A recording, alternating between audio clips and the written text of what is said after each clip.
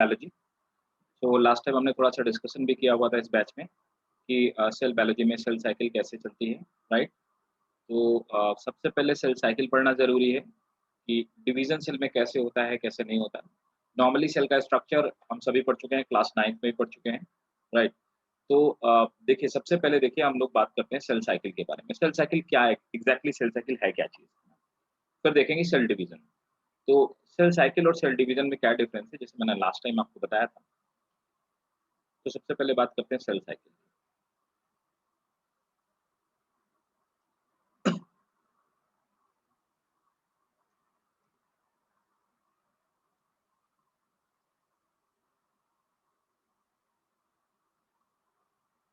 देखिए, cell cycle क्या चीज़ है? देखो सेल का साइकिल कैसे होता है? तो सबसे पहले कोई भी एक पर्टिकुलर सेल है, तो एग्ज़ाम्पल के तौर पे कोई न्यूली फॉर्म्ड सेल है ना? तो ये जो न्यूली फॉर्म्ड सेल है, ये इसके पास 2 चीज़ें हैं या 2 ऑप्शंस है ये कह सकते हैं। तो इस सेल के पास 2 ऑप्शंस हैं। क्या ऑप्शन है? कि पहला तो ये दोबारा से डिवाइड करे, अगेन इट विल डिवाइड और दूसरा इसके पास ऑप्शन है कि कोई भी पर्टिकुलर फंक्शन ऑप्ट कर ले। तो कुल मिलाकर के ये सेल ग्रो करेगी, पहली इंपॉर्टेंट चीज़, सबसे इंपॉर्टेंट चीज़। तो सेल में कुछ चेंजेज़ आएँगे, तो सेल क्या करेगी अपने साइज़ को इंक्रीज़ करेगी और ये मैच्योरिटी के लेवल पे पहुँचेगी, मीन्स सेल मैच्योर हो जाएगी। तो इसे हम लोग कह सकते हैं कोई भी डॉटर सेल, ये एक डॉटर सेल है। मेरी बात को बहुत ध्यान से समझिएगा। अ, डॉटर सेल, ये कोई भी डॉटर सेल है और ये डॉटर सेल एक मैच्योर सेल में कन्वर्ट होती है, मैच्योर सेल में कन्वर्ट होती है। तो जब डॉटर सेल मैच्योर सेल में कन्वर्ट होती है, तो ये क्या करती है, किन-किन चीज़ों को इंक्रीज़ करती है। तो मैच्योर सेल में कन्वर्ट होने के लिए इसमें प्रोटोप्लाज्म सिंथेसिस होगी, मीन्स नया प्रोटोप्लाज्म बनेगा।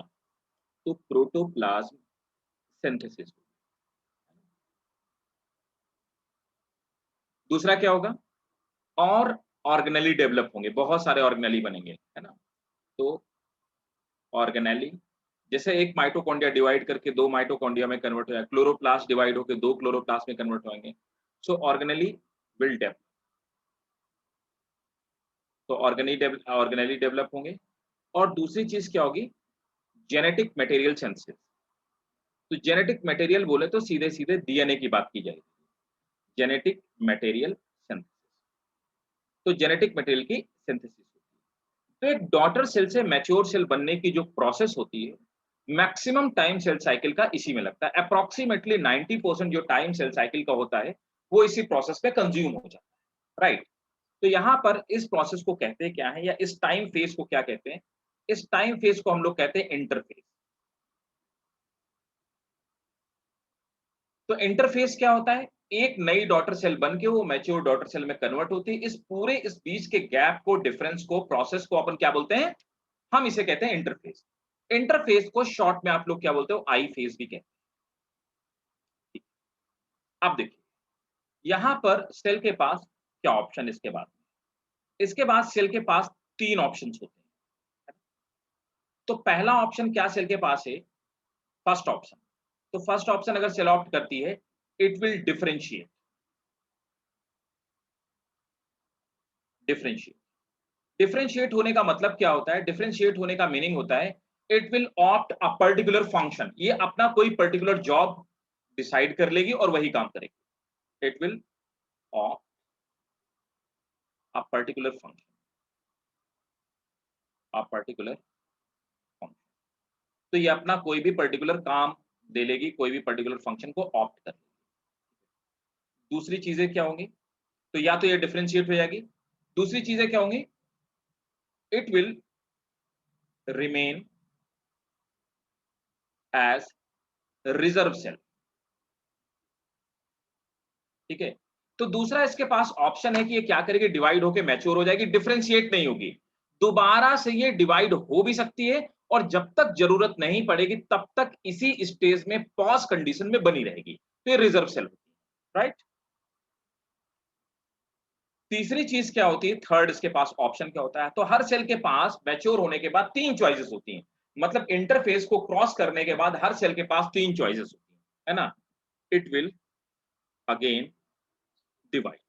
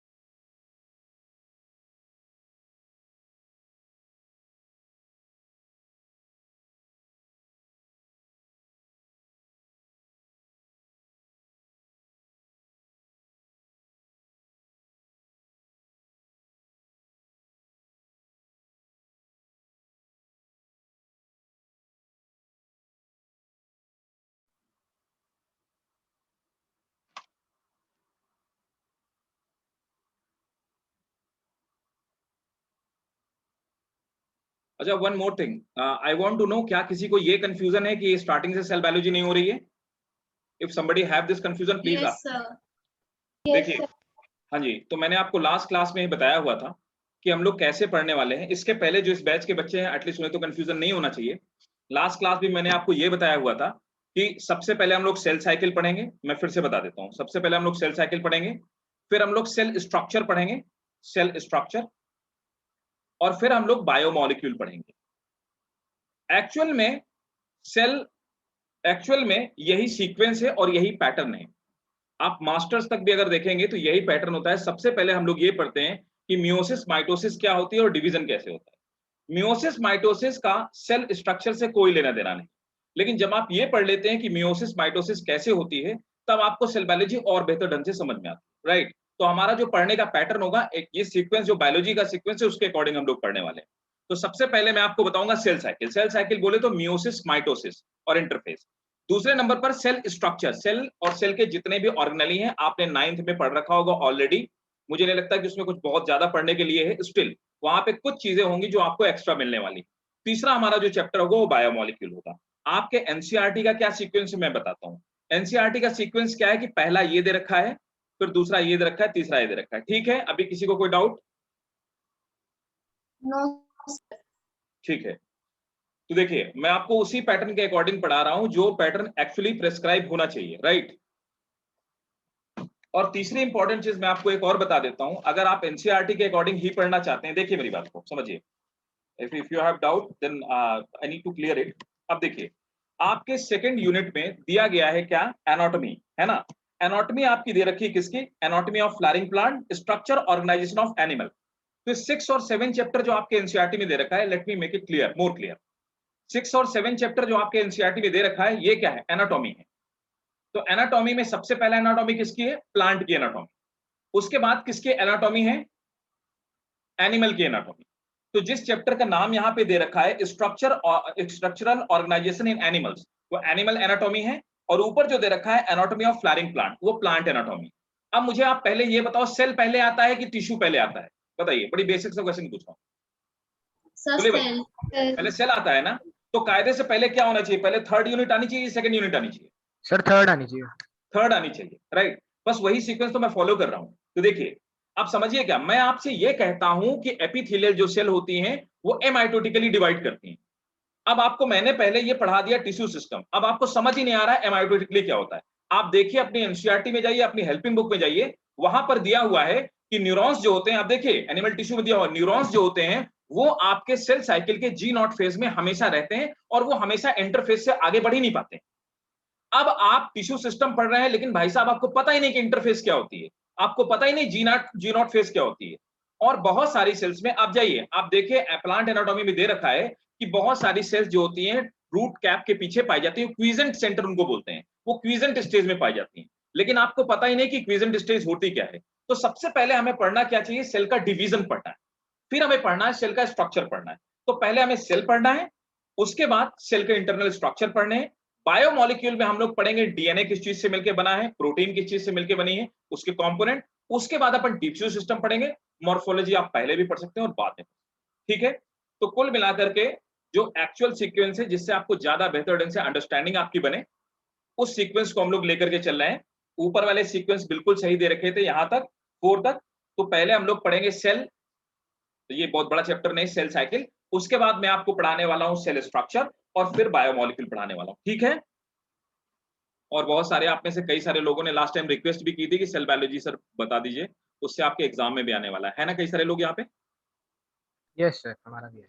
हाँ, तो ठीक है। यस अभी सर। अगर किसी को कोई कंफ्यूजन हो तो आप डायरेक्टली मेरे से पूछ सकते हैं, उसमें कोई हेजिटेट होने की बात नहीं है। किसी को भी कोई कंफ्यूजन हो at any point of time, बिल्कुल फ्रैंकली पूछिए, मुझसे पूछने में कोई दिक्कत वाली बात नहीं है ना। If you will communicate to me that will be more better, मैं सोल्यूशन उसका ज्यादा इजीली और ज्यादा बेहतर ढंग से कर सकता हूँ, ठीक है। तो आइए अब आगे स्टार्ट करते हैं। तो मैंने आपको देखिए बताया, बहुत बेसिक ढंग से समझिए, मैं आपको किताबी बात नहीं बता रहा हूँ, मैं आपको प्रैक्टिकल चीज बता रहा हूँ। आप अगर समझ गए इस चीज को तो आपको सेल साइकिल में कभी कंफ्यूजन नहीं होगा, बहुत ध्यान से समझिएगा। देखिए अभी यहां पर क्या है,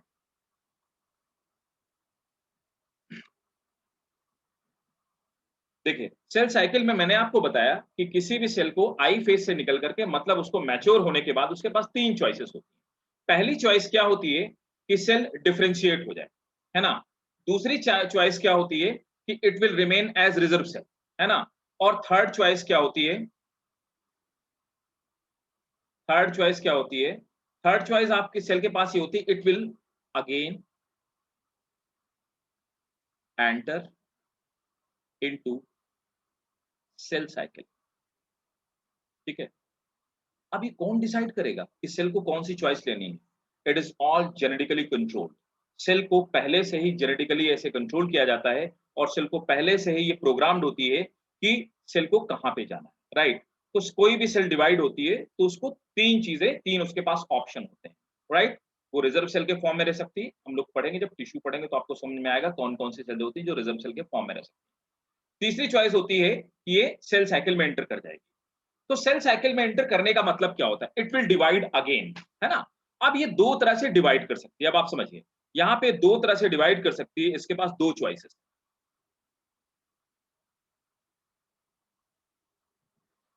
ठीक है। अब हम लोग ये जो दोबारा सेल में डिवाइड होती है इसको तो हमने क्या बोला, आई फेज बोला, है ना। अब इसके बाद दोबारा से जब ये डिवाइड होती है इसे हम लोग बोलते हैं एम फेज, एम फेज। तो किसी भी सेल की लाइफ में 2 ही फेज होती है। दोबारा रिपीट कीजिए। हाँ जी, फिर से बताता हूँ। देखिए मैंने आपसे बोला कि अगर सेल दोबारा से डिवाइड करना चाहती है, अगेन इट विल डिवाइड, मतलब कि डिवाइड हुई, मैच्योर हुई, फिर डिवाइड हुई, डिवाइड हुई, मैच्योर हुई, फिर डिवाइड हुई। अगर ये सीक्वेंस लगातार चल रहा है तो पहले सेल ने 90% टाइम में क्या किया, 90% टाइम अगर किसी सेल को डिवाइड करने में 2 घंटे लगते हैं तो 2 घंटे में आप देखेंगे, मतलब 2 आवर्स अगर लगते हैं, तो आउट ऑफ दिस 2 आवर्स तो वो क्या करेगी, 100 मिनट तक वो क्या करेगी सेल, 100 मिनट तक अपने आप को मैच्योर करने में लगाएगी, 20 मिनट इसको डिवाइड करने में लगेंगे, राइट। तो अभी क्या होता है, जब सेल डिवाइड करती है तो सेल की जो डिवीजन वाली फेज होती है उसको हम एम फेज बोलते हैं, राइट। अब एम फेज का मतलब, एम फेज के 2 मीनिंग हो सकते हैं, मियोसिस और दूसरा मीनिंग होता है माइटोसिस, ठीक है। तो या तो ये मियोसिस के थ्रू डिवाइड करेगी और ये माइटोसिस के थ्रू डिवाइड करेगी।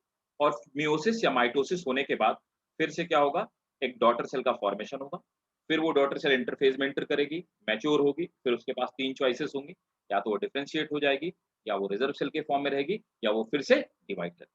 अब देखिए हमारे मुंह के अंदर, है ना, यहाँ पर अंदर की तरफ जो चीक्स के अंदर इंटरनल चीज का पार्ट है, इनको हम स्वाप सेल्स कहते हैं। हम रात को सोते हैं और जब रात को सोते हैं तो इनके ऊपर एक पतली सी लेयर बन जाती है, मतलब यहाँ की सेल्स डिवाइड कर जाती है, राइट।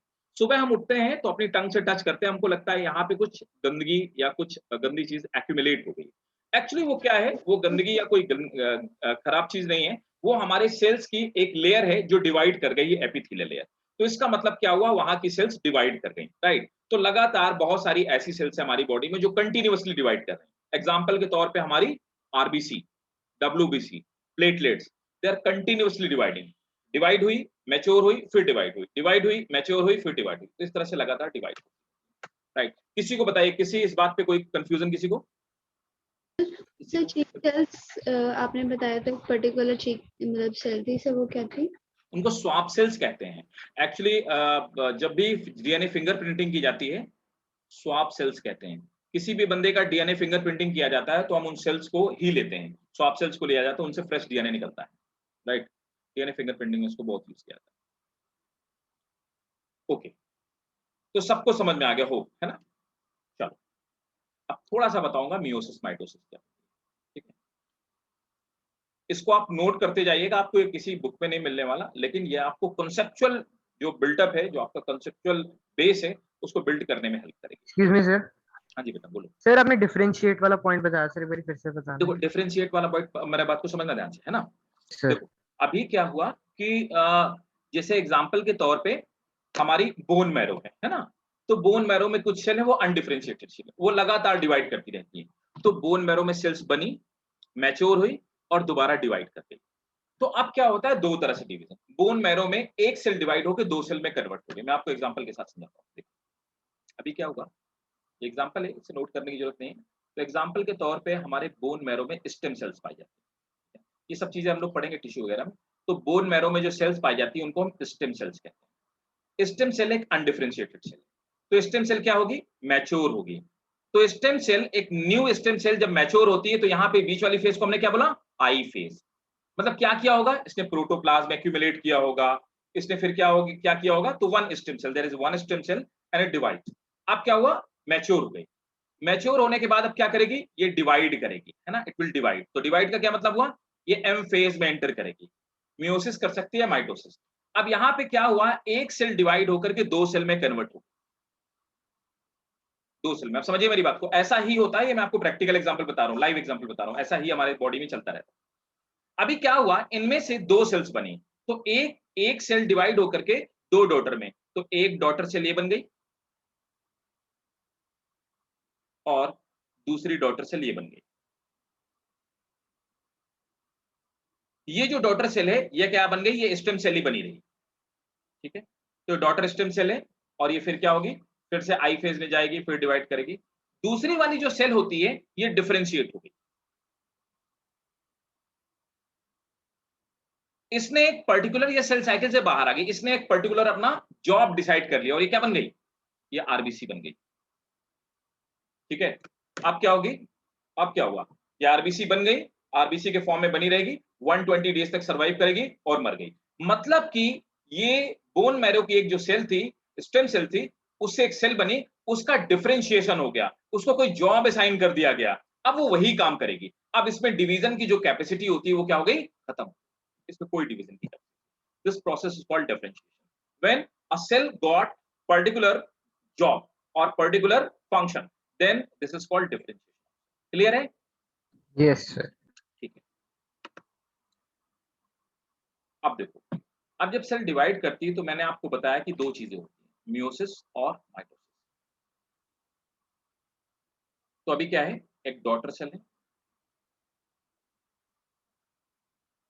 एक डॉटर सेल कन्वर्ट हो गई किसमें, एक मैच्योर सेल में कन्वर्ट हो गई। तो मैंने कहा कि डॉटर सेल से मैच्योर सेल बनने की जो प्रोसेस होती है उसको हम इंटरफेज बोलते हैं या आई फेज। इसके बाद क्या हुआ, द सेल विल डिवाइड। तो डिवीजन को हम लोग क्या बोलते हैं, इसको एम फेज बोलते हैं। एम फेज का मतलब होता है या तो माइटोसिस होता है और या होता है मियोसिस। माइटोसिस में क्या होता है, तो माइटोसिस में एक डिप्लॉइड सेल है, ये डिवाइड करेगी और दो डिप्लॉइड सेल का फॉर्मेशन करेगी, है ना। तो एक यहाँ पे डिप्लॉइड सेल बन गई, यहाँ पे डिप्लॉइड सेल। तो यहाँ पर क्या हुआ, इस सेल को, ये जो मैच्योर सेल है, इस मैच्योर सेल को हम लोग क्या कहेंगे, इस मैच्योर सेल को हम मदर सेल भी कहेंगे, है ना।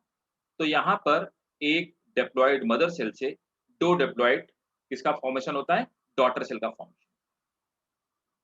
हमारी बॉडी में नॉर्मली यही वाली प्रोसेस चलती है जिसको हम माइटोसिस कहते हैं। मियोसिस में क्या होता है, मियोसिस दो फेज में होता है। तो यहाँ पे मियोसिस फर्स्ट फेज में क्या होता है, तो मियोसिस फर्स्ट फेज में एक मदर सेल से एक डिप्लॉइड मदर सेल से अब क्या होगा, यहाँ पर दो हैप्लॉइड मदर सेल बनेगी, है ना, डॉटर सेल बनेगी। तो ये क्या बनी, haploid daughter cell, haploid daughter cell. अब ये हैप्लॉइड डॉटर सेल दोबारा डिवाइड करेंगी, है ना, अब ये फिर से डिवाइड करेंगी, तो क्या हुआ, सेकंड फेज, है ना। तो मियोसिस फेज 2। अब मियोसिस फेज 2 में 4 हैप्लॉइड सेल का फॉर्मेशन होगा, है ना। तो यहाँ पर कुल मिलाकर के कितनी बनी, 4 हैप्लॉइड डॉटर सेल का फॉर्मेशन। डॉटर, तो मियोसिस क्या होती है, देखिए माइटोसिस में क्या होती है, एक diploid mother cell 2 diploid daughter cell में कन्वर्ट होती है, और इसमें क्रोमोसोम के नंबर चेंज नहीं होते हैं। तो यहां पर आप ऊपर देख पा रहे हैं, यहां पे क्रोमोसोम के नंबर चेंज नहीं हो रहे, मतलब कि मदर सेल भी डिप्लॉइड थी और डॉटर सेल भी डिप्लॉइड थी, तो क्रोमोसोम के नंबर इक्वल हैं। इसीलिए मियोसिस माइटोसिस को हम लोग क्या बोलते हैं, माइटोसिस को इक्वेशनल डिवीजन भी कहा जाता है। इक्वेशनल डिवीजन पहले इंपॉर्टेंट। दूसरी खास बात क्या होती है, हमारी बॉडी की पूरी बॉडी की जितनी सारी सेल्स हैं, पूरे बॉडी में सेल्स एक्सेप्ट फ्यू सेल्स, तो पूरी बॉडी की जो सेल्स हैं उन सेल्स को हम सोमेटिक सेल बोलते हैं। हमारे आंख की, कान की, नाक की, मसल्स की, बोन्स की, every damn kind of the cell, तो उसको हम लोग क्या बोलते हैं, सोमेटिक सेल बोलते हैं। तो ये हमेशा डिवीजन सोमेटिक सेल में होता है, इसीलिए इस डिवीजन को क्या बोलते हैं, सोमेटिक डिवीजन भी बोलते हैं। तो जब भी इक्वेशनल डिवीजन कहा जाए, सोमेटिक डिवीजन कहा जाए, इसका मतलब होता है माइटोसिस। क्लियर है? Yes sir. ठीक है। अब देखिए दूसरी खास बात क्या होती है, मियोसिस कहां पे, तो मियोसिस में पहले क्या हुआ, मियोसिस में मदर सेल में डिप्लॉइड क्रोमोसोम थे, मतलब एग्जांपल के तौर पे हमारे 23 क्रोमोसोम थे, 23 के 2 पेयर थे डिप्लॉइड क्रोमोसोम में, लेकिन जो डॉटर सेल्स हैं उसमें सिर्फ 23 ही पेयर नहीं है, 23 क्रोमोसोम है, मतलब एक एक सेट ही क्रोमोसोम का। इसका क्या मतलब हुआ, नंबर ऑफ क्रोमोसोम हाफ हो गए, नंबर ऑफ क्रोमोसोम रिड्यूस हो गए, इसीलिए मियोसिस को रिडक्शनल डिवीजन भी कहा जाता है।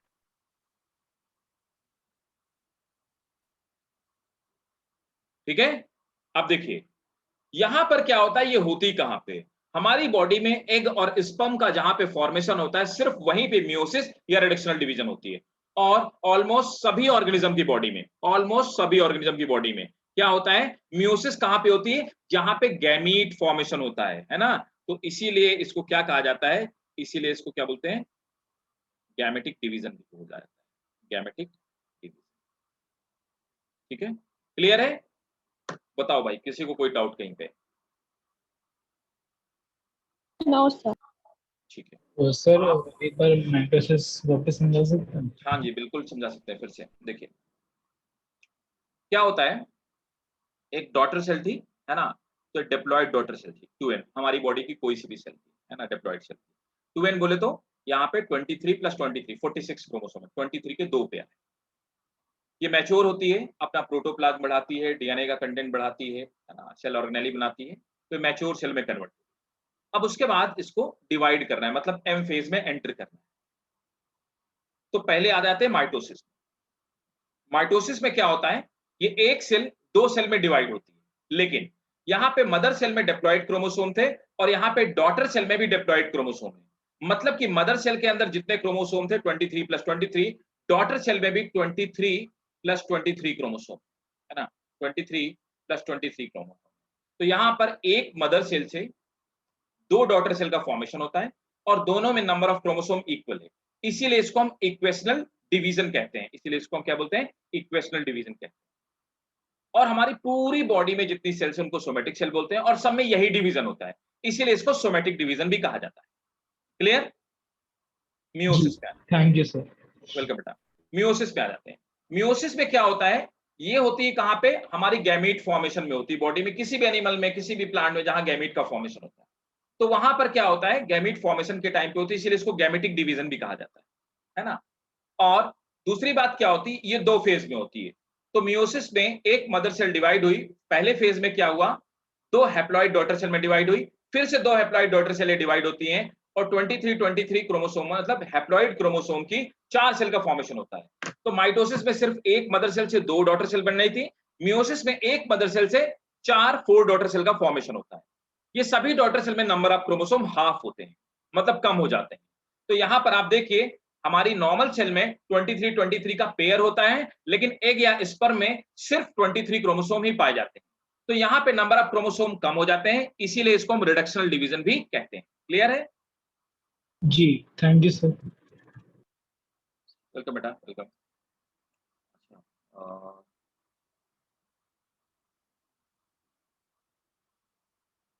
ठीक है। तो सर राइट साइड में गैमेटिक डिवीजन के नीचे क्या लिखा है? हाँ जी बेटा। गैमेटिक डिवीजन के नीचे, उसके नीचे क्या लिखा है? अच्छा, ये हैप्लॉइड डॉटर सेल, मैं थोड़ा सी ठीक से लिख देता हूँ, है ना। अच्छा, देयर इज समवन न्यू। अच्छा, कोई नया बच्चा भी है। Prisha, are you new one? पहली क्लास है क्या? First class. First class. समझ में आ रहा है? Yes sir. पक्का? Yes sir. ठीक है, कोई डाउट हो पूछना, है ना। Okay sir.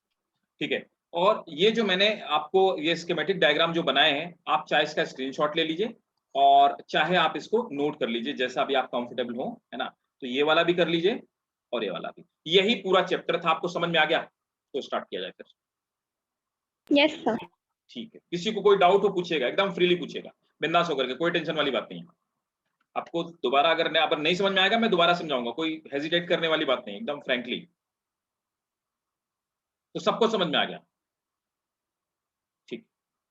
तो इसका भी स्क्रीनशॉट ले लीजिए और इसका भी ले लीजिए। ठीक है। अब देखो, अब हम लोग स्टार्ट करेंगे क्या। तो सबसे पहले हम लोग पढ़ेंगे, और ये बहुत इंपॉर्टेंट है ना।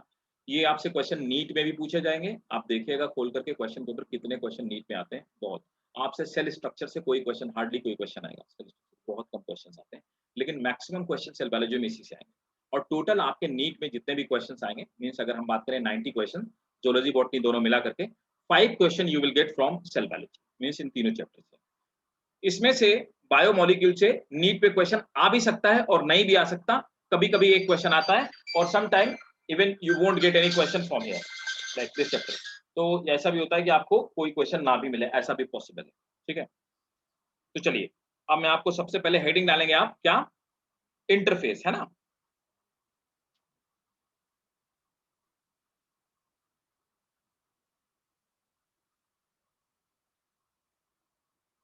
अब आपको चीजें इजीली समझ में आ जाएंगी। देखिए, ये क्या है, सेल साइकिल है ना। आप देखो, आपको दिखाई दे रहा होगा। अब सेल साइकिल को अब आप समझिए, सेल साइकिल में क्या होता है। ये हमारी क्या हो गई, ऊपर वाली जो हम लोग देख पा रहे हैं, दैट इज माइटोटिक फेज, है ना। तो माइटोटिस को, इसको हम लोग क्या बोलते हैं, एम फेज कहते हैं, इसे एम फेज कहते हैं। और यहां से लेकर के पूरा यहां तक जो डिवीजन हो रहा है, इसको हम लोग क्या कहते हैं, ये पूरा का पूरा जो डिवीजन हो रहा है, इस डिवीजन को हम लोग बोलते हैं इंटरफेस, है ना। तो दो सेल्स के डिवीजन के बीच के डिफरेंस को हम लोग इंटरफेस कहते हैं, राइट। अब आप देख पाएंगे यहाँ पे इंटरफेस यहां से यहां तक। मैंने बोला 90% टाइम सेल जो होता है वो इंटरफेस में ही लेता है। ठीक है। अब देखो, कोई भी सेल डिवाइड करने के बाद सबसे पहले एंटर करती है जीवन फेज। जीवन फेज में growth and normal metabolic role. तो यहां पर सेल की ग्रोथ होती है और नॉर्मली जो मेटाबॉलिक रिएक्शंस होती है वो चलती हैं। और यहां पर आप देख पाएंगे कि इसमें जो डिवीजन होता है, इस डिवीजन में ग्रोथ एंड नॉर्मल जो मेटाबॉलिक रोल्स होते हैं, इस डिवीजन में क्या होता है, सेल ऑर्गेनेली का फॉर्मेशन भी होता है। सेल ऑर्गेनेली डबल, है ना। तो यहाँ पर जो सेल ऑर्गेनेली होते हैं ये डबल हो जाते हैं, राइट। ये डबल हो जाते हैं सेल ऑर्गेनेली। उसके बाद क्या होता है, एस फेज आती है, सिंथेसिस फेज इसको बोलते हैं। यहाँ पर जो डीएनए होता है, उस डीएनए का रेप्लिकेशन होता है, राइट। तो डीएनए रेप्लिकेट करता है एस फेज में, इसीलिए इसको सिंथेसिस फेज बोलते हैं। क्योंकि सिंथेसिस फेज में कुछ बन रहा है, तो बन क्या रहा है, यहाँ पे डीएनए बन रहा है, डीएनए का डिवीजन हो रहा है, तो डीएनए की सिंथेसिस हो रही है, राइट। जस्ट इसका आप स्क्रीनशॉट लीजिए एक बारी।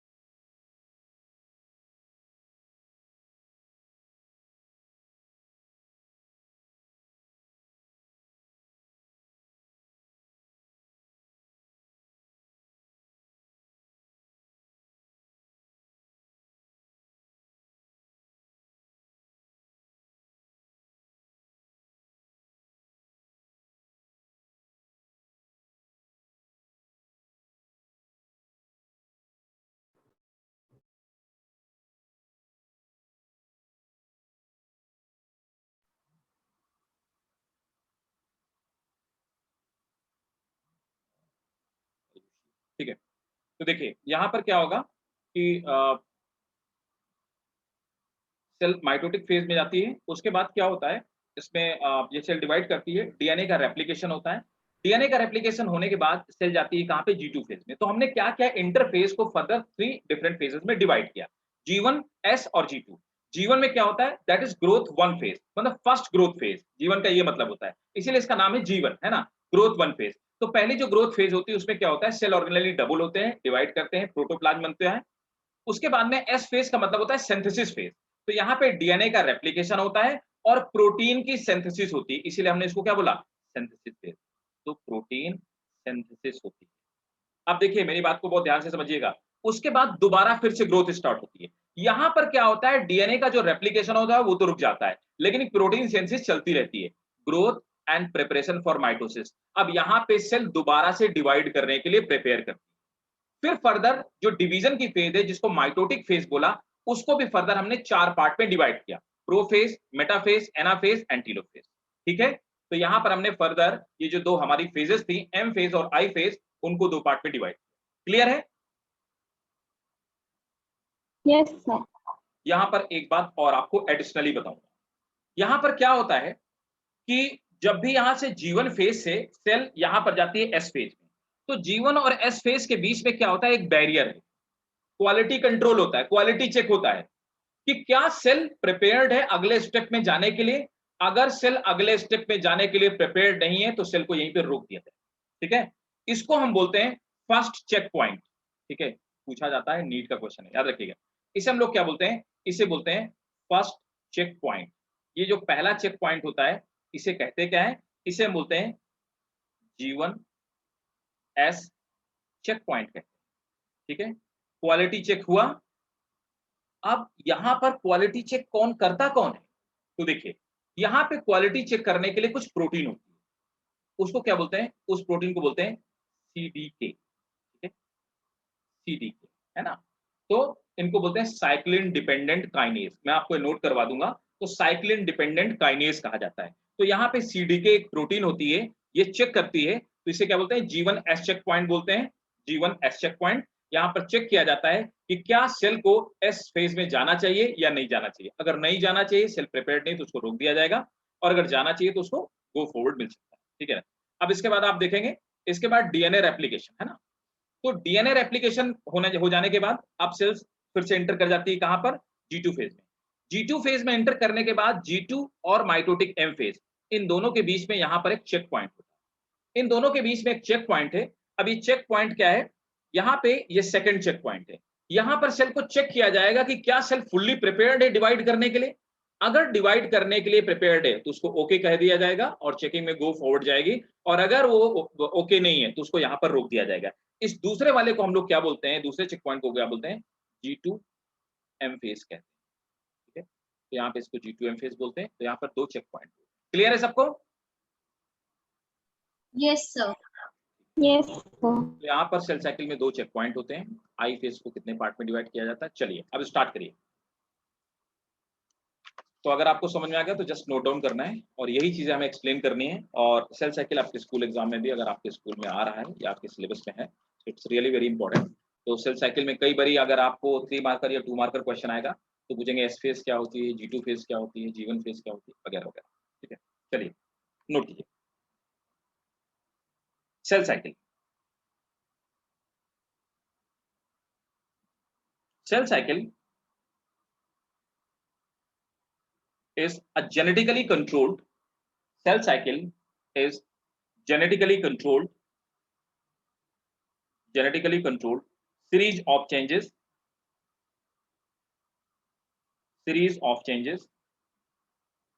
that occur in a newly formed cell, by which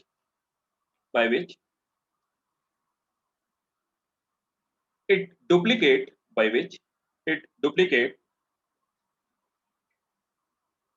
its genome, by which it duplicate its genome and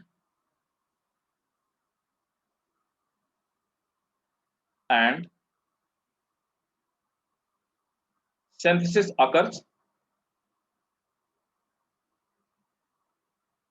comma, cell divide into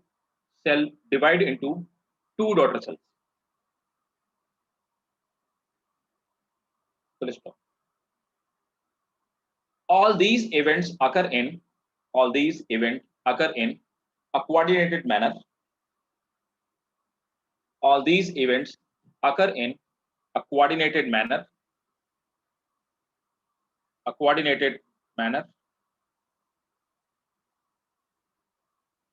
And are under genetic control.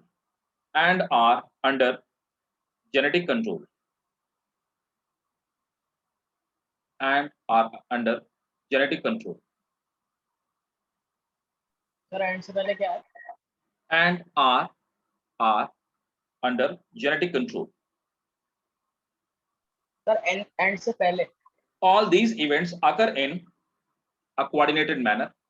All these events occur in a coordinated manner.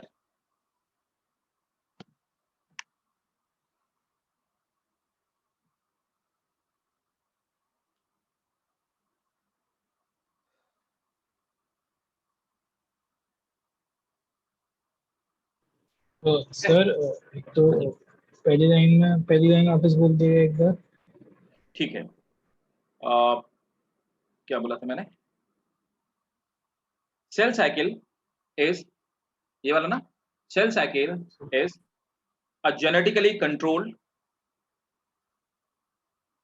series of changes.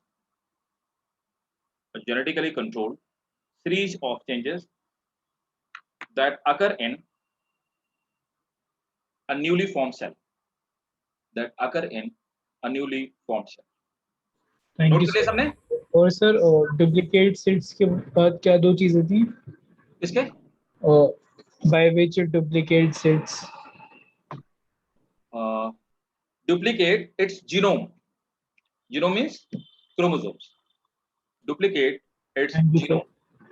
And synthesis होगा. ठीक है. Next point. The various phases of cell cycle, बहुत important है NEET के लिए. The various phases of cell cycle are controlled by protein.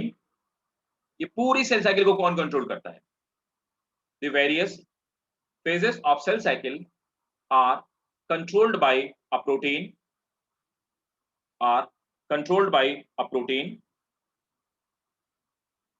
That is CDK.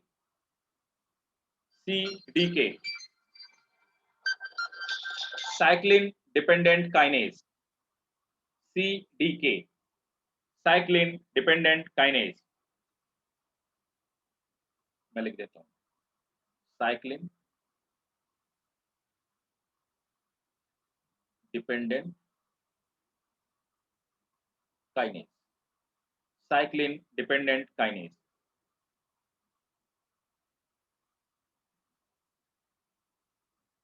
ठीक है. तो ये सीडीके जो मैंने आपको बताया, यही प्रोटीन है जो सब जगह बैरियर का काम करती है, चेक का काम करती है, क्वालिटी चेक करने का काम करती है और इस पूरी इवेंट को कंट्रोल करने का काम करती है. Next point. The time interval between two cell cycle. एक सेल डिवाइड हुई, अब दूसरा डिवीजन का प्रोसेस, मतलब दोबारा फिर से क्या होगा, दोबारा से इंटरफेस में जाएगी, फिर डिवाइड करेगी. तो दो सेल साइकिल के बीच का जो टाइम इंटरवल है, the time interval between two cell cycle is called generation time. Full stop. For example, human cell divide once in every 24 hours. For example, human cell divide once in every 24 hours.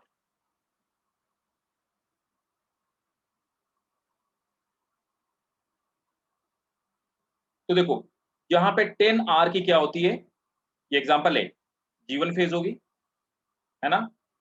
9R की क्या होगी, S phase होगी, देखते जाओ, है ना। तो total sale cycle 24R की है, यहाँ पे 10 की G1 है, 9R की जो है ये एस फेज है, और यहाँ पर 1R की G2 फेज है,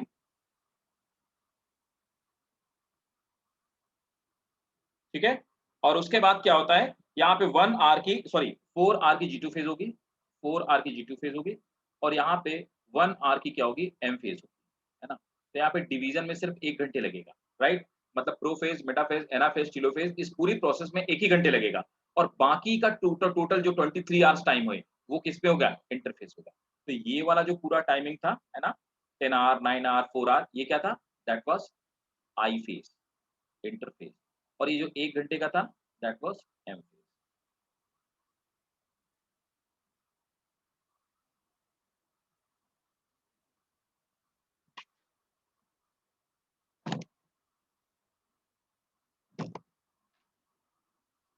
ठीक है, क्लियर, गुड आउट, ठीक। No, sir. हाँ जी, फर्स्ट हेडिंग डालिए, इंटरफेस। फर्स्ट हेडिंग डालेंगे interphase. It is also called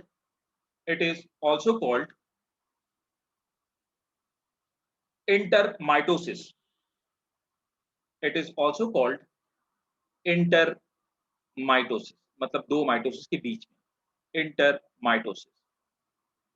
previously it was called resting stage. Previously it was called resting stage. Previously it was called resting stage.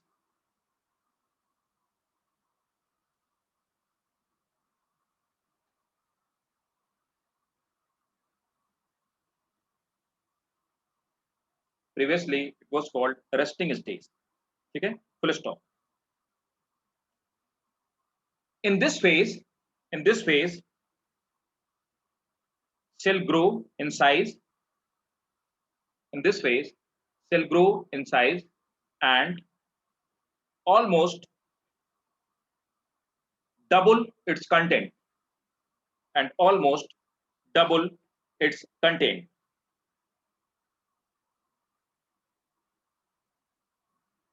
Content, sir. Content. Next point. Interphase occupy almost 75 to 95%. Interphase almost occupy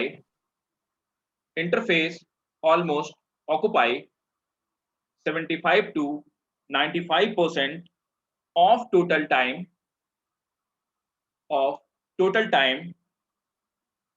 of cell cycle. तो 75 to 95% time जो लेता है वो I phase में चला जाता है।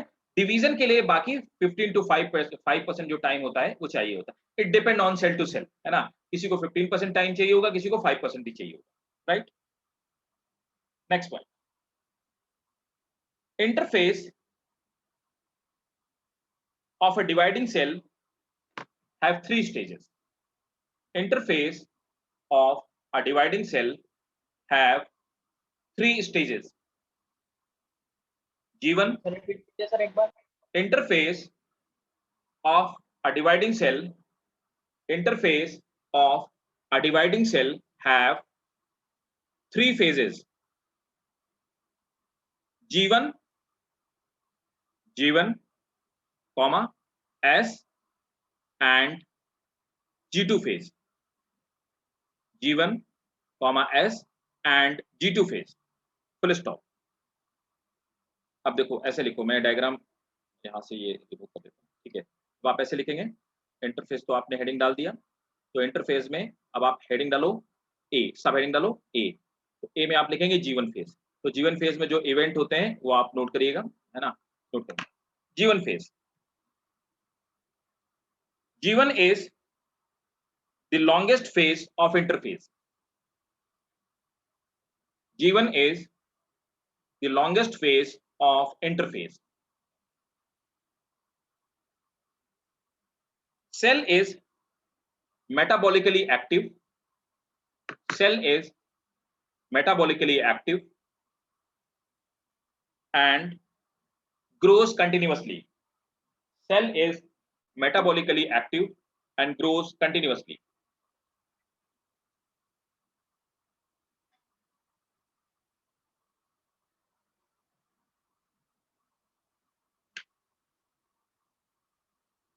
Cell is metabolically active and grows continuously. Next point, full stop. RNA and protein synthesis takes place. RNA and protein synthesis. RNA and protein synthesis takes place. Full stop. A large number of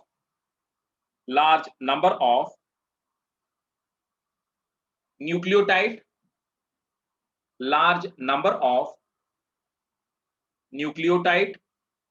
nucleotide DNA का component है, DNA का basic unit है. large number of nucleotide and amino acid, ये protein का सब unit है.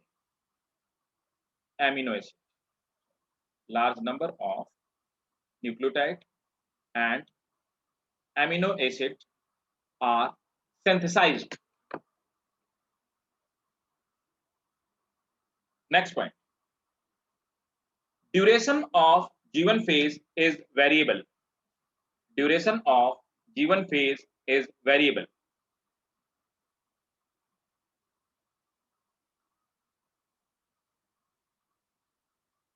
Next point, Duration of G1 phase is variable. ये depend करता है अलग अलग सेल साइकिल में, इसका टाइम ड्यूरेशन अलग अलग हो सकता है. ठीक है सर आरएचए या आरएचए सिंथेसिस है आरएनए आरएनए ठीक है. राइबोन्यूक्लिक एसिड, ये आरएनए. तो आरएनए एंड प्रोटीन का फॉर्मेशन होता है यहाँ पे. ठीक है, न्यूक्लियोटाइड और एमिनो एसिड का फॉर्मेशन होता है. तो मैंने बताया न्यूक्लियोटाइड मोनोमर है किसका, डीएनए का, और एमिनो एसिड मोनोमर है किसका, प्रोटीन का. बहुत सारे न्यूक्लियोटाइड मिलके डीएनए बनाएंगे और बहुत सारे एमिनो एसिड मिलके प्रोटीन का फॉर्मेशन करेंगे. ठीक है, तो आरएनए बनता है, प्रोटीन बनता है, न्यूक्लियोटाइड बनते हैं और एमिनो एसिड का फॉर्मेशन. राइट. ठीक. टू कंटिन्यू सेल साइकिल, ये नेक्स्ट पॉइंट है. इसी में नेक्स्ट पॉइंट था. To continue in cell cycle, now the cell enter into S phase.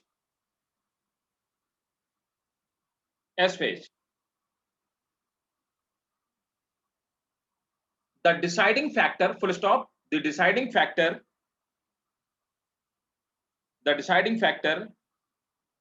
is a type of protein. Deciding factor is a type of protein and this is called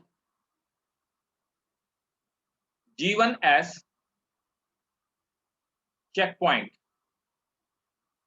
This is called G1S checkpoint. इसको हम G1S checkpoint कहते हैं. मैंने अभी आपको थोड़ी देर पहले समझाया.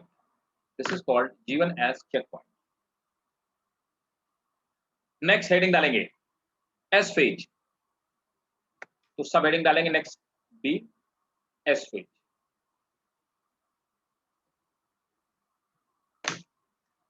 S phase is also called synthesis phase. S phase is also called synthesis phase. The chromosome replicate in this phase. The chromosome replicate in this phase. Full stop. Next point. DNA content doubles. DNA content doubles. Full stop. New chromatin is produced. DNA content double. New chromatin is produced. Full stop. This phase, new के बाद क्या है? new chromatin is produced. New chromatin is produced.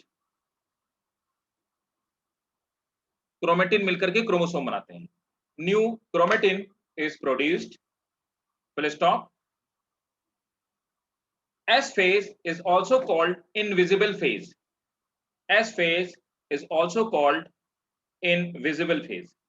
इसको invisible phase भी कहते हैं क्योंकि remarkable जो चेंजेस इसमें होते हैं उनको माइक्रोस्कोप से नहीं देखा जा सकता है, इसीलिए इसको इनविजिबल फेज कहते हैं।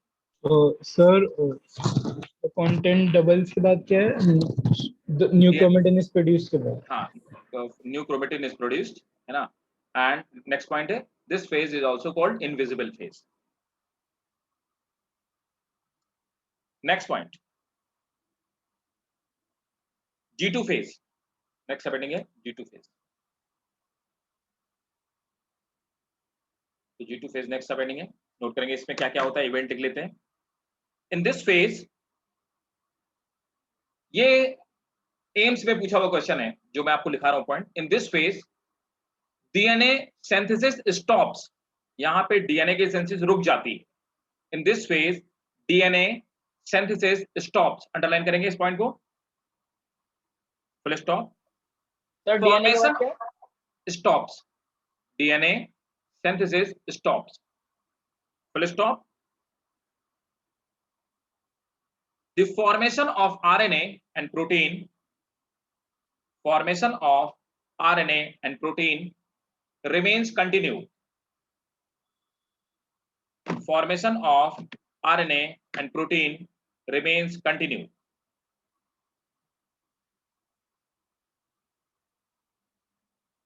Next point.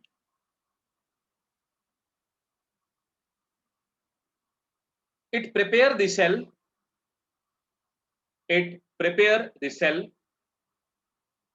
to undergo division. Full stop. The second checkpoint called G2M checkpoint. Second checkpoint called G2M checkpoint decide whether cell will enter, whether cell will checkpoint के बाद क्या है? The second checkpoint G2M checkpoint decide the whether cell will enter into M phase or not.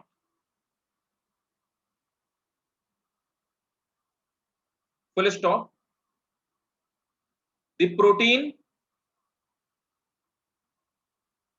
which function as checkpoint is called, the protein which function as checkpoint is called mitotic cyclin. Mitotic cyclin. तो मैंने आपको बताया कि G2M phase में जो check करने का काम करेगी, क्वालिटी कंट्रोल का काम करेगी कि सेल को डिवाइड करना है या नहीं करना, वो प्रोटीन का नाम है माइटोटिक साइक्लिन। और G1S फेज में यहां पर जो प्रोटीन फंक्शन करती है उसका नाम है CDK। तो इसका फुल फॉर्म क्या था? Cyclin dependent kinase protein. बताओ भाई, किसी को इस इंटरफेस में कहीं पे कोई प्रॉब्लम हो, पूछिए, कहीं पे भी कोई प्रॉब्लम, किसी भी पॉइंट पे बोलिए भाई। कोई प्रॉब्लम नहीं किसी को भी? अच्छा, प्रीशा समझ में आया? Yes, sir. अच्छा, आयुषी क्लियर है? Yes, sir. ठीक है, चलो। तो ये हो गया हमारा सेल साइकिल में। अभी हमने इंटरफेस पढ़ा। देखो, अब यहाँ पर जो मैंने आपको ये प्रोटीन CDK लिखाई, माइटोटिक साइक्लिन लिखाई, ये नीट में ऑलरेडी कई बार पूछे हुए क्वेश्चन है, मल्टीपल टाइम। ठीक है, प्रोटीन की सिंथेसिस किस फेज में होती है, आरएनए का फॉर्मेशन किस फेज में होता है, इस तरह के क्वेश्चन आपसे पूछे जाते हैं नीट में। और फ्रिक्वेंटली पूछे जाते हैं। आप एक बार घर में इस क्लास के बाद में आप एक बार क्वेश्चन पेपर पुराने पलट करके देखेंगे कि सेल बायोलॉजी में कहाँ से क्वेश्चंस आएंगे, तो आपको ये पता चल के तब आपको थोड़ा-सा आइडिया लगेगा कि आपको समझ में आएगा कि नहीं ये चीज़ें हैं जो पूछी गई हैं, राइट? दूसरा ये आपके स्कूल में भी पूछा जाता है, तो कई बारी अगर 2 मार्कर क्वेश्चन आएगा तो ऐसा आएगा define the characteristic of G2 phase, M phase, S phase और M फेज, है ना? किसी चीज़ के या तो ऐसा कोई क्वेश्चन आएगा और या फिर अगर 3 मार्कर क्वेश्चन आएगा तो kindly describe the all the phases of interphase ऐसे करके आ सकता है ना? 5 मार्कर अगर पूछेंगे तो ये बोलेंगे पूरी सेल साइकिल डिफाइन करो, लेकिन ये बहुत ही ज़्यादा इंपॉर्टेंट टाइप, ठीक है? पार्ट है। क्लियर है? आगे चला जाए? तो अब आगे हम लोग पढ़ेंगे एम फेज। तो एम फेज में पहले पढ़ेंगे माइटोसिस और फिर पढ़ेंगे मियोसिस, ठीक है ना? तो चलिए हेडिंग डालिए एम फेज। एम फेज और ब्रैकेट में लिखिए mitotic phase. M phase mitotic phase. This phase है ना, तो इंटरफेज हो गया और अब मेन हेडिंग डालेंगे हम लोग एम फेज और या इसी को हम लोग कहते हैं माइटोटिक फेज। माइटोटिक फेज है ना? तो चलिए नोट करिए। It represent the phase of actual division. It represent the phase of actual division. Full stop. At this stage,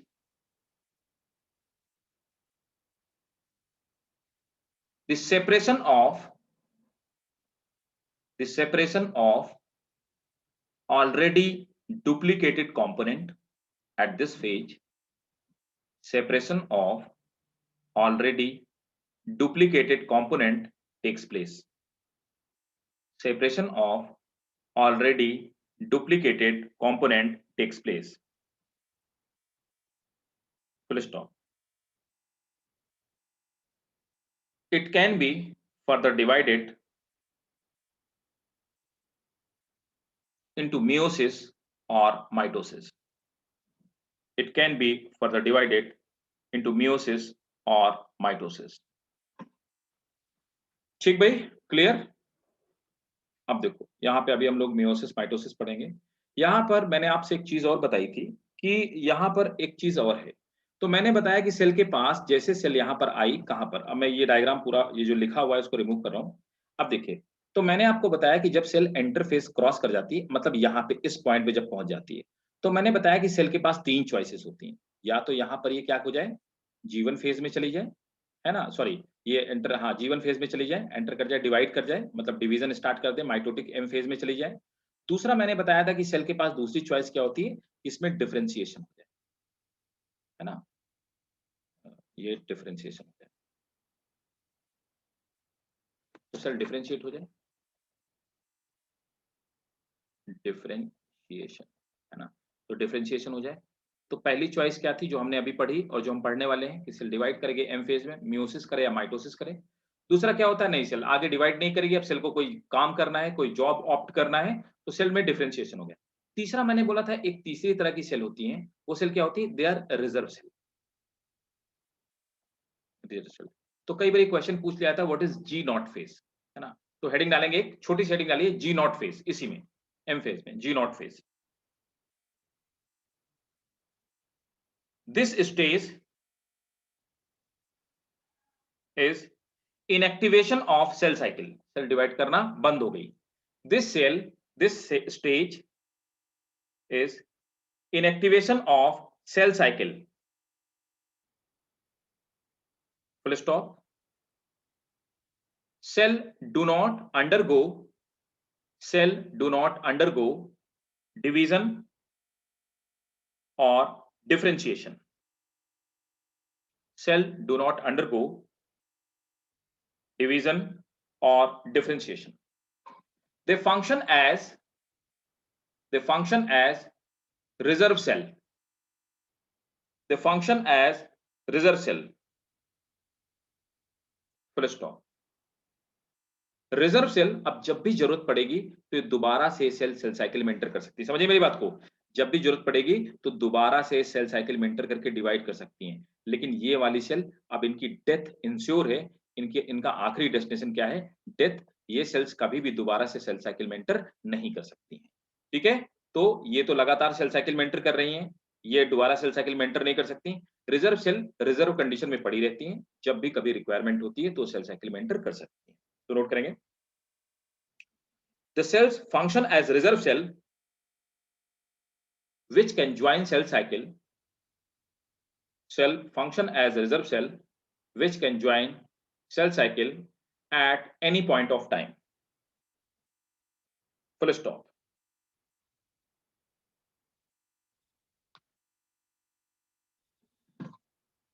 Most of the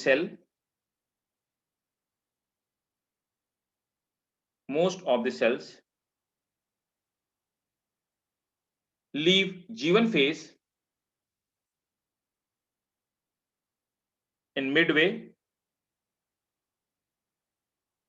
and take particular function. Most of the cell leave G1 phase in midway. They grow in size and get differentiated.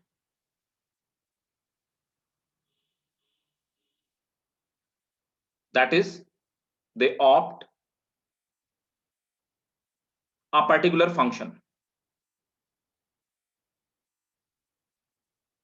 तो interface के बाद cell के पास तीन choices हैं, या तो M अनगेट differentiated के बाद क्या बोला था? That is they opt a particular function, मतलब वो कोई काम अपना कर लेती हैं, कोई भी काम कोई भी फंक्शन अपना ज्वाइन कर लेती हैं, ठीक है, ऑप्ट कर लेती हैं। ठीक है, किसी को कोई डाउट भाई, कहीं पे भी कोई डाउट? क्लियरली समझ आ रहा है ना? ठीक है सर रिजल्ट से एक बार बस समझा देंगे। हाँ, फिर से अदनान क्या बोले? रिजल्ट से फिर से बोलो बेटा, आपकी आवाज क्लियर नहीं आ रही मुझे, क्या करें? सर रिजल्ट से ये वाला, अच्छा रिजर्व सेल, ठीक है। हाँ देखो, रिजर्व सेल क्या होती है ना, समझो अदनान, क्या होता है कि कुछ सेल ऐसी होती हैं जो हमारी बॉडी में रिजर्व कंडीशन, जैसे मैंने अभी आपको बताया बोन मैरो वाली सेल, जैसे उनको क्या बोलते हैं हम लोग, तो वो पड़ी हुई हैं, वो नॉर्मली डिवाइड नहीं कर रही। अब कभी भी क्या हुआ, सेल में ब्लड की कमी हो गई, तो जैसे ब्लड की कमी होगी बोन मैरो वाली सेल डिवाइड करने लगी। तो वो कौन सेल थी? वो सेल थी जो ग्रो करके अनडिफरेंशिएटेड सेल है, वो रिजर्व फॉर्म में पड़ी हुई है। जब जरूरत पड़ेगी बॉडी के किसी पार्ट में तो वो तुरंत डिवाइड करना शुरू करती है, इनको हम रिजर्व सेल कहते हैं। ठीक है, थैंक यू सर। ठीक है, वेलकम भाई। ठीक, तो अब हम लोग आगे पढ़ते हैं मियोसिस माइटोसिस। तो नोट करेंगे, पहले हेडिंग डालेंगे माइटोसिस, है ना। किसी को भी कोई डाउट हो किसी पॉइंट में पूछिए, फ्रैंकली पूछिए, कोई दिक्कत वाली बात नहीं। कोई पॉइंट ना समझ में आया हो, किसी पॉइंट पे कोई डाउट हो, पूछिए, डोंट हेजिटेट। आलिया, अलमाई, अंशिका, लीजा, साची, समझ आ रहा है? Yes, sir. ठीक है, चलो ग्रेट। तो चलिए अब आगे चलते हैं, है ना। आप सबसे पहले देखते हैं मियोसिस क्या होती है, ठीक है। तो माइटोसिस, आई एम सॉरी, तो पहले हम लोग देखेंगे माइटोसिस क्या होती है। तो माइटोसिस पहले क्या ना, तो माइटोसिस मैं आपको बता देता हूँ कि माइटोसिस होती क्या है। मैंने आपको ऑलरेडी बता दिया कि माइटोसिस क्या होती है, मियोसिस क्या होती है, मैंने आपको आइडिया दे रखा है। तो पहले मैं आपको समझाता हूँ प्रॉपर्ली कि एम फेज या माइटोसिस होती क्या है, ठीक है।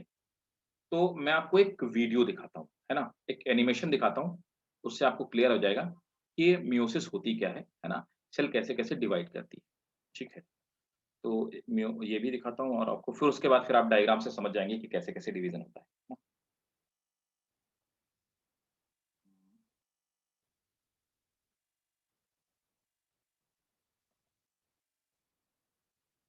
Just give me one second, मैं आपको अभी एनिमेशन दिखाता हूँ और इस एनिमेशन से आपको आइडिया लग जाएगा कि कैसे कैसे सेल डिवाइड होती है और सेल का डिवीजन कैसे होता है, जिससे कि आप डायग्रामेटिकली चीजों को ज्यादा इजी वे में समझ पाएंगे और इंटरलाइज कर पाएंगे, है ना।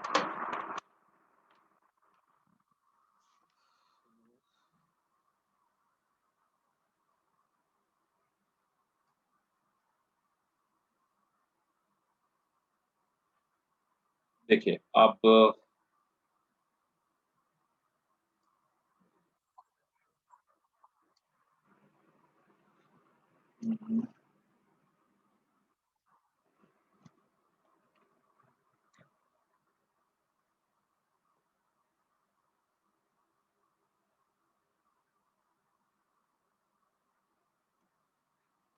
देखिए, तो किसी भी पार्ट को रिजेनरेट करने का मतलब जो हमने अभी बात करा सोमेटिक डिवीजन जिसको हम लोग बोलते हैं, तो बॉडी के पार्ट का डिवाइड करना मतलब सोमेटिक डिवीजन कहलाता है। अब यहाँ पर देखो, सबसे पहले क्या होता है, ये डॉटर न्यूक्लियस डिवाइड होती है, तो हम लोग फेजेस ऑफ माइटोसिस, तो माइटोसिस को प्रोफेज, मेटाफेज, एनाफेज और टीलोफेज, 4 फेजेस में क्या करते हैं, डिवाइड करते हैं। साइटोकाइनेसिस का मतलब होता है, समझिए बात को, पहले क्या हुआ, न्यूक्लियस डिवाइड की, तो न्यूक्लियस के डिवाइड करने को हम लोग क्या बोलते हैं, अभी आपने थोड़ी देर पहले देखा क्या हुआ, न्यूक्लियस डिवाइड की, तो जब न्यूक्लियस डिवाइड होती है तो हम लोग न्यूक्लियस के डिवीजन को क्या बोलते हैं, कैरियोकाइनेसिस बोलते हैं, राइट। देखिए, प्रोफेज, मेटाफेज, एनाफेज और टीलोफेज, तो न्यूक्लियस के डिवीजन को हम 4 फेजेस में डिवाइड करते हैं, राइट। अब देखिए यहां पर क्या हुआ, न्यूक्लियस 2 पार्ट में डिवाइड हो गई, तो हम लोग उसको क्या बोलते हैं, कैरियोकाइनेसिस बोलते हैं। उसके बाद आप देखिए न्यूक्लियस तो पहले डिवाइड हो चुकी है, अब इसका प्रोटोप्लाज्म डिवाइड कर रहा है, साइटोप्लाज्म डिवाइड कर रहा है, तो अपन क्या बोलते हैं, साइटोकाइनेसिस। तो पहले क्या होता है, कैरियोकाइनेसिस जिसमें न्यूक्लियस डिवाइड करती है, कैरियोकाइनेसिस को हम 4 फेजेस में डिवाइड करते हैं, प्रोफेज, मेटाफेज, एनाफेज, टीलोफेज। अब ये चारों फेजेस क्या होती हैं अभी मैं आपके साथ डिस्कस करूंगा, राइट। अब जब न्यूक्लियस डिवाइड कर जाएगी है ना, ये चारों फेजेस हो जाएंगी, तो न्यूक्लियस डिवाइड कर जाएगी, अपन बोलेंगे कैरियोकाइनेसिस हो गई।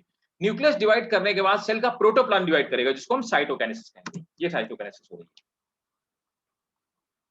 साइटोकाइनेसिस होने के बाद दोनों सेल सेपरेट हो गए, इनको हम डॉटर सेल्स बोलते हैं। अब देखिए स्टार्टिंग में होता क्या है, ये जो आपको छोटा सा दिखाई दे रहा है इसको हम न्यूक्लियोलस बोलते हैं। अब ये इंटरफेज है, ये बीच में जो आपको दिखाई दे रहा है ये वाला पार्ट, ये न्यूक्लियस है, और इसके चारों तरफ जो लेयर है इसको हम क्या बोलते हैं, न्यूक्लियर एनवेलप कहते हैं। इसके अंदर छोटा सा ये पार्ट जो आपको दिखाई दे रहा है, जो मैं आपको कर्सर जहां पे मेरा है, इसको हम लोग न्यूक्लियोलस कहते हैं। और ये जो आपको छोटे छोटे थ्रेड दिखाई दे रहे हैं, इनको हम लोग क्या बोलते हैं, इन्हें हम कहते हैं क्या, क्रोमेटिड फाइबर्स कहते हैं। अभी ये क्रोमोसोम में कन्वर्ट नहीं हुए, ये क्रोमेटिड फाइबर और कंडेंस होंगे, मतलब ये कंप्रेस होंगे और उसके बाद क्रोमोसोम में कन्वर्ट हो जाएंगे। उसके बाद ये जो आपको दोनों दिखाई दे रहे हैं, इनको हम लोग क्या बोलते हैं, इनको सेंट्रोमियर कहते हैं। आ गया, देखिए सेंट्रोमियर दोनों मूव करते जाएंगे, प्रोफेज आते हैं पहले, क्रोमेटिन फाइबर देखिए ये अलग अलग हो रहे हैं और आपस में पेयर में आ रहे हैं, तो क्रोमोसोम आपस में पेयर में आ गए, इनको अब हम क्रोमोसोम कहेंगे। ये देखिए इसे हम सेंट्रोमियर कहते हैं। ये हो गया न्यूक्लियस। न्यूक्लियर मेम्ब्रेन जिसको न्यूक्लियर एनवेलप कहा था वो डिसॉल्व हो गई, खत्म हो गई।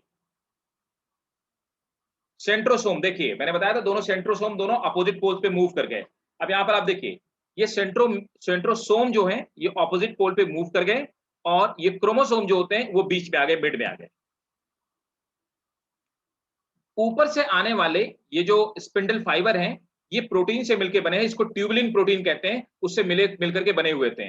अब यहां से आप देखेंगे सेंट्रोसोम से ऊपर की तरफ से कुछ थ्रेड लाइक स्ट्रक्चर आ रहे हैं, दोनों तरफ से ग्रो कर रहे हैं, जो कि ट्यूबुलिन प्रोटीन के बने हुए हैं, इनको हम स्पिंडल फाइबर कहते हैं। ये देखिए अब मेटाफेज आ गई। क्रोमोसोम जिसको माइक्रोस्कोप में आप देखते हैं वो इसी फेज में देखे जा सकते हैं, सिर्फ मेटाफेज में ही क्रोमोसोम को देखा जाता है। ये देखिए ये क्रोमोसोम, अब दोनों तरफ से आने वाले थ्रेड क्रोमोसोम के जो सेंट्रोमियर है उस पे क्या होंगे, उस पे अटैच हो जाएंगे। ये देखिए यहाँ पे दोनों तरफ से है ना, तो ये दोनों तरफ से अटैच हो गए। ये जो रेड कलर की प्रोटीन आपको दिखाई दे रही है इसको हम काइनेटोकोर कहते हैं, राइट। ये मिड वाले पॉइंट को हम लोग क्या बोलते हैं, सेंट्रोमियर कहते हैं, और ये दोनों तरफ जो रेड कलर की प्रोटीन दिखा रही है इसको काइनेटोकोर कहते हैं। और जहां से ये जो फाइब्रिल्स है ऊपर से जो आए हैं आपके फाइब्रिल है ना, जिनको कि हम लोग ये बोल रहे हैं फाइब्रिल्स बोल रहे हैं, ये जो फाइबर ऊपर से आए हुए हैं ये फाइबर सेंट्रोसोम से आए हैं, इसको सेंट्रोमियर कहते हैं, उसको सेंट्रोसोम कहते हैं, कंफ्यूज मत होइएगा। तो ये काइनेटोकोर में आकर के जो स्पिंडल फाइबर है यहाँ पे चिपक गए। सर मेटाफेज पे क्यों दिखाई देते हैं? एक्चुअली मेटाफेयर में इनकी थिकनेस मैक्सिमम होती है, इसीलिए उसी टाइम पे इनको हम लोग देख पाते हैं माइक्रोस्कोप से, वरना नॉर्मली फेस पे थिकनेस इनकी कम होती है कि हम उनको देख नहीं पाते। तो इसीलिए आप देखो कभी भी डायग्राम दिया होगा ना, कभी भी क्रोमोसोम का डायग्राम देखना, उसमें लिखा होगा the diagram of metaphasic chromosome, क्योंकि उसकी पिक्चर जो ली जाती है इलेक्ट्रॉन माइक्रोस्कोप की स्क्रीन से वो वहीं पे ली जाती है। अब आइए ये देखिए ऊपर अब एनाफेज आती है, इन दोनों को सिस्टर क्रोमेटिड कहते हैं। देखिए दोनों को खींच ले गए अपोजिट पोल पे है ना, तो क्रोमोसोम्स अपोजिट पोल पे मूव करने लगे। ये एनाफेज की कैरेक्टरिस्टिक है।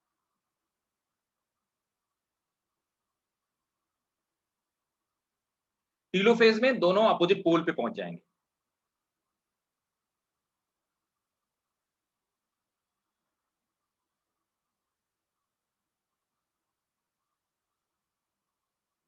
अब आते हैं टीलोफेज। देखिए टीलोफेज में क्या, एनाफेज में क्या था, ये जो आपके फाइबर्स थे है ना, स्पिंडल फाइबर, वो आपस में अटैच थे। टीलोफेज में क्या हुआ, फाइबर टूट गए और chromosome finally opposite opposite pole पे मूव कर गए।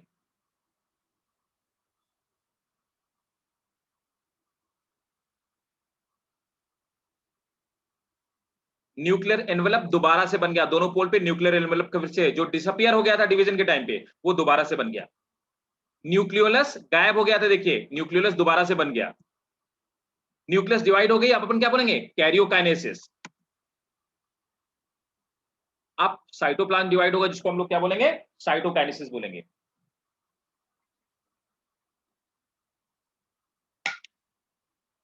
ये क्लीवेज या फरो का फॉर्मेशन होता है। देखिए ये जो डिवीजन आप एनिमेशन देख रहे हैं, ये एनिमल सेल का है। जब एनिमल सेल डिवाइड करेगी, इसका प्रोटोप्लाज्म डिवाइड करेगा, मतलब इसमें साइटोकाइनेसिस होगी, तो यहां पे फरो का फॉर्मेशन होगा। लेकिन अगर इसकी जगह कोई प्लांट सेल होती तो यहां पे सेल प्लेट का फॉर्मेशन होता है। ये दो चीजें यहां पर अलग हैं, प्लांट और सेल के डिवीजन में दो चीजें अलग हैं। तो यहां पे फरो का फॉर्मेशन होता है एनिमल सेल में, और सेल प्लेट का फॉर्मेशन होता है प्लांट सेल। दोनों डॉटर सेल बन गई, ये दोनों न्यूक्लियस हो गए। That's how cell divided. देखो ये प्लांट सेल है, जब प्लांट सेल का प्रोटोप्लाज्म डिवाइड करता है ना, ये देखिए, तो प्लांट सेल में जो बीच में फॉर्मेशन हुआ, इसको क्या बोलेंगे, सेल प्लेट। और वहां पे क्या एनिमल सेल थी, उसमें क्या था, फरो का फॉर्मेशन हुआ था। ठीक है, that's how plant cell, daughter इस तरह से प्लांट सेल का फॉर्मेशन हुआ। Right, this was mitosis. Clear है भाई सबको, डिवीजन समझ में आ गया? Yes, sir. ठीक है, किसी को कोई डाउट?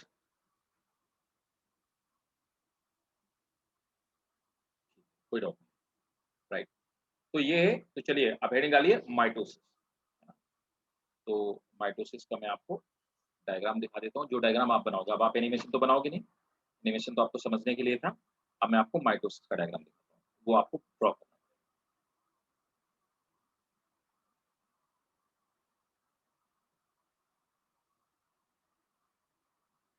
तो माइटोसिस, वैसे मैं आपको बता दूं, टीचरों का जो फेवरेट क्वेश्चन होता है वो मियोसिस। आपके जिस आप में से जिसने बोला था, तो दो या तीन लोगों ने बोला था उनके स्कूल में पूछा भी जाने वाला है, आने वाला है टेस्ट में, है ना। तो जिनके भी स्कूल में आने वाला है, मियोसिस माइटोसिस के चांसेस कम होते हैं। वो मियोसिस बोलते हैं, 5 मार्कर क्वेश्चन वो पूछते हैं मियोसिस में, है ना। और पूछते हैं तो वहां पे आपको डायग्राम बना करके मियोसिस प्रॉपर डिस्क्राइब करना। ठीक है, तो देखिए यहाँ पर वही जो हमने अभी अभी थोड़ी देर पहले हम लोगों ने पढ़ा, है ना। ये इंटरफेस सेल है, G2 फेस से जो निकली। तो सबसे पहले यहाँ पर आप देखिए, ये न्यूक्लियोलस है, छोटा सा दिखाई दे रहा है, nuclear envelope. Nuclear membrane is wrong term, क्योंकि ये दो मेम्ब्रेन से मिलकर बना होता है। तो अगर कहीं पे लिखा हुआ न्यूक्लियर मेम्ब्रेन, तो न्यूक्लियस के चारों तरफ न्यूक्लियर मेम्ब्रेन जैसी कोई चीज नहीं पाई जाती।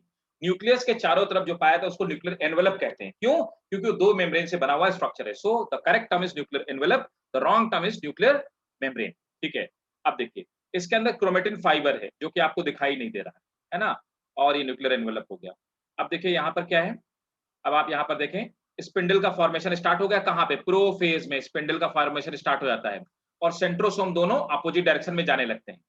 और यहाँ पे धीरे धीरे क्या होगा, ये पेयर में इकट्ठा होने लगेंगे, और न्यूक्लियर जो एनवेलप है वो गायब होने लगेगा, डिसॉल्व होने लगेगा। यहाँ पर देखिए ये, अब यहाँ पर इन्होंने क्या किया हुआ है, मेटाफेज को दो फेज में डिवाइड, प्रो मेटाफेज और metaphase.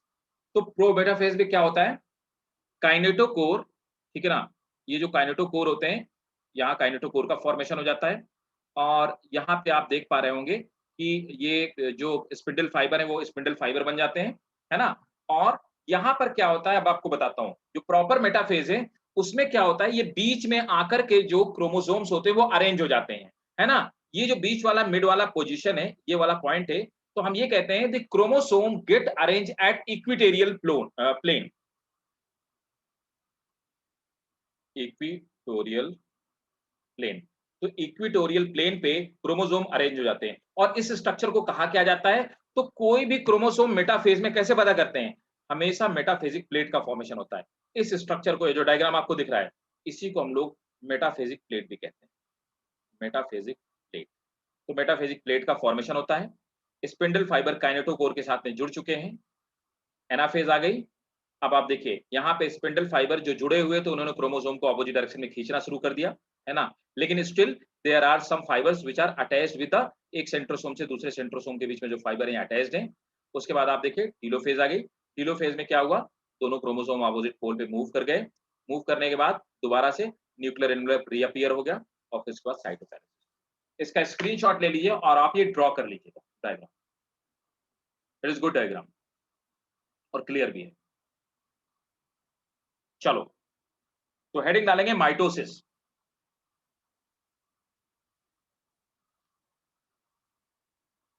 This is the division in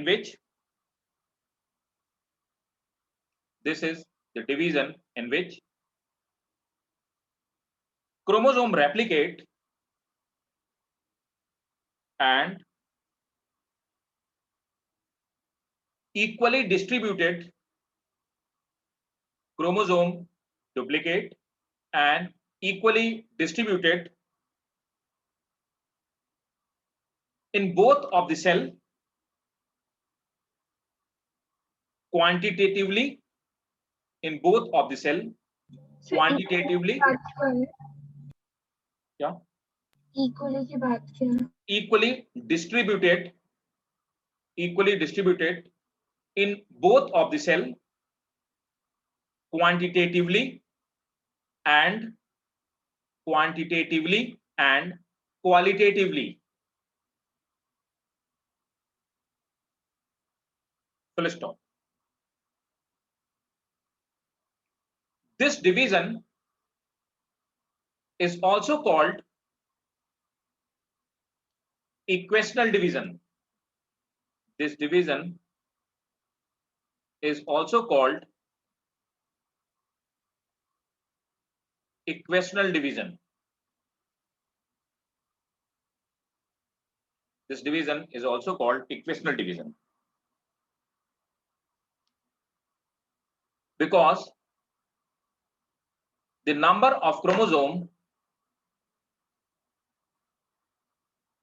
remains constant, because the number of chromosome remains constant in mother as well as daughter cell. Number of chromosome remains constant in mother as well as daughter cell.